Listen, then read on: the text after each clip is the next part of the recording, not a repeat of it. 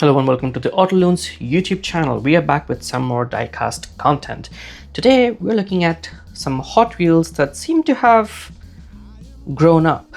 Today we'll be looking at the 1:43 scale models from Hot Wheels, a brand mainly known for 1:64 scale models that over recent years has tried to expand into the larger collectible space, which is mainly dominated by brands like Bburago at the more accessible end and Schuco, AutoArt at the top end. We have two different types of 1:43 models from Hot Wheels in front of us. This was their first entry, the premium side of things, and this is their more recent entry, which is sort of the main line for 1:43 called Hot Wheels XL. Now, the premium lineup was introduced around in 2023 with a price point of 20 euros or more, depending on when you're trying to buy it and how collectible the model is. The premium series is positioned above the likes of Bburago and Maestro, both in terms of price and quality. We'll be opening both of these later in the video to kind of get a deep dive into what you get for those different price points. Meanwhile, the XL lineup has debuted in 2026, which is a direct rival to the likes of Bburago and Maestro in the 1:43 scale lineup. Now, while these models tend to be bespoke, built with a lot of fresh tooling for a large amount of detail, these are simply scaled up versions of existing 1:64 models from Hot Wheels. Let's open these up and see what's what. We're going to start with the newer Hot Wheels XL.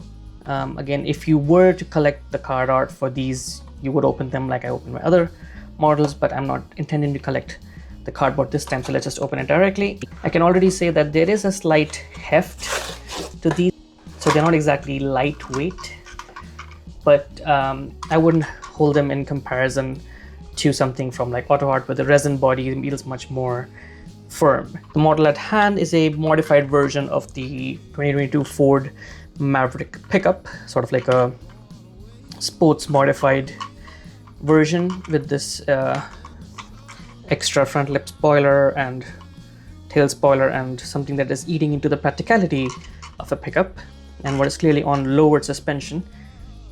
It has these sporty decals as well as this modified bonnet with the air intakes, or vents rather. The amount of detailing with the decals is fairly decent. The Ford logo itself appearing distinct despite the blue base for the blue badge.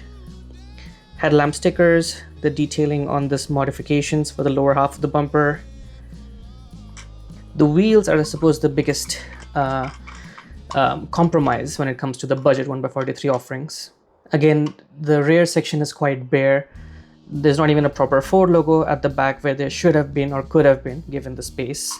You see here some underbody detailing, but not a lot to go on. The interior as well, again, based on the main line, quite simple, plain black plastic.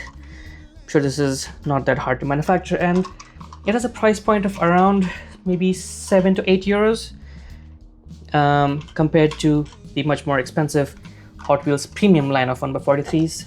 Now these were, and again, this is part of the price, right? This is a large collectible style of packaging. It takes up a lot of space. Now, some may appreciate the time and effort that has gone into this design and this artwork, but I just feel it's a bit too cumbersome, especially when you don't even get it in an acrylic box, which other 1:43 collectibles tend to come in. So it's not the most space efficient packaging, and despite the cover art, it's not really appealing to me as a collector because it takes up more space than the model is worth.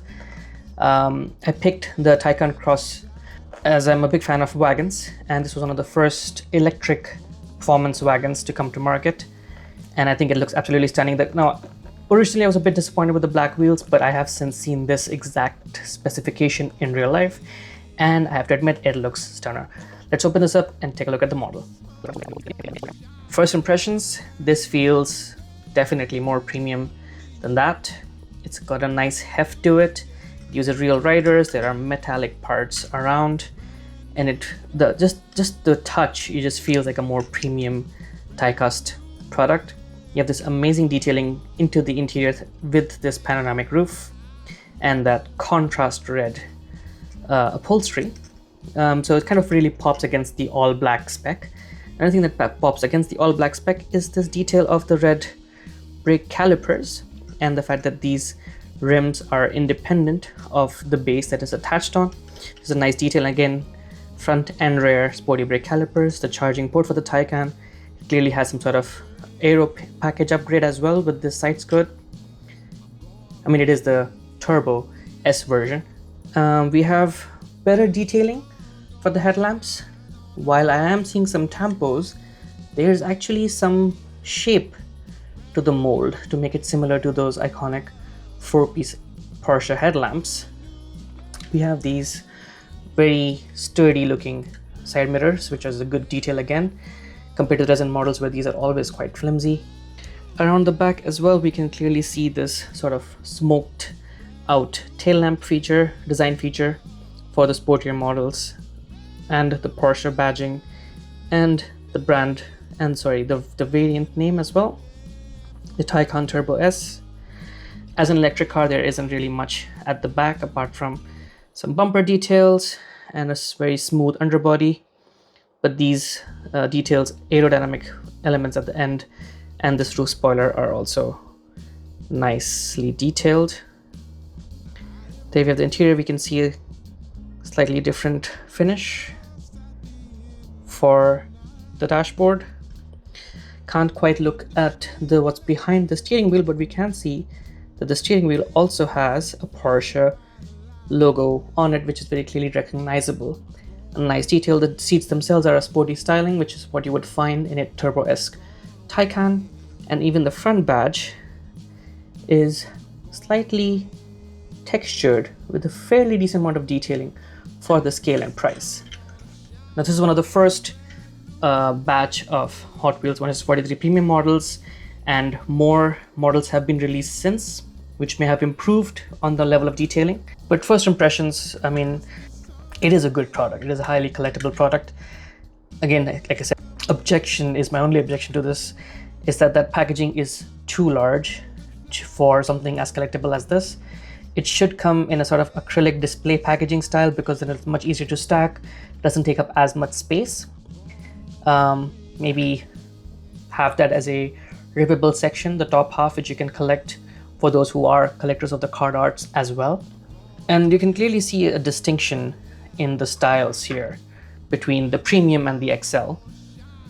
The XLs, as you know, intended by design, are simply scaled up versions of the main lines.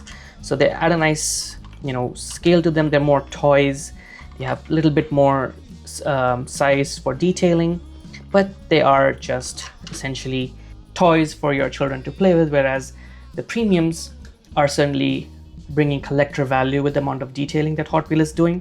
Now, I can't recall exactly the price variation for a 1:43 Solido or a 1:43 Bburago signature, but in Europe, I think they retail for similar prices. I think if you can get one, I had to buy this off Amazon, so I definitely paid a premium for it. But if you buy it from the store, usually you would probably get it for maybe 15 euros even, depending on the model, because I know that some of the less popular ones are selling for 13, 14 euros even on Amazon still. So at that price point, these are definitely worthy competitors, even to Solido, which has a much more interesting line of licensed products. And I think Hot Wheels, even recently in the last few months, has released some very exciting cars in their premium 1:43 range. Overall, would I build a collection around these? Probably not, especially not around the XLs. Again, a matter of space and detailing. If I'm going to go up in scale and price, I might as well pay for something that offers more detail. For example, with AutoArt. Again, I love Bburago's 1:43 scale of F1 cars, the premium range. It's very, very collectible. Even the Jada series, especially the Fast and Furious cars in 1:43 scale, are highly collectible products, especially the Lycan. And if Hot Wheels could offer their premium 1:43 scale models with the acrylic case, that would be a much more compelling argument to add them to a more varied mix of 1:43 scale models. If you have also collected or thought about collecting 1:43 scale models from Hot Wheels range, do let me know in the comments. Let me know which one you like better and if you found them worth value. Again, 7 to 8 euros, 12 euros new, 20 euros roughly on Amazon if they're more collectible, and even more if they're out of production and highly collectible. That's all for this video. Thank you for watching, and we'll see you all next time. Ciao.